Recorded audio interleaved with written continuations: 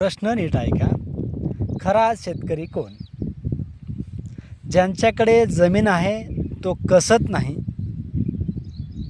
ज्यांच्याकडं जमीन नाही तो बटाईनं करतो, खंड करतो, असं वेगवेगळ्या माध्यमातून तो एका वर्षाचं भाडे तत्वावर घेतो ती जमीन आणि त्याच्यात नांगरणी वखरणी खुरपणी शेवटपर्यंत मेहनत करतो. तो शेतकरी का ज्याच्या नावाने जमीन आहे तो शेतकरी, का जे मजूरदार म्हणून आपण त्याला दिवसामध्ये 500 रुपये 400 जे काय तुमच्याकडे आमच्याकडे जे काय असेल त्या योग्य पद्धतीनं त्याला त्याचा बदला देऊन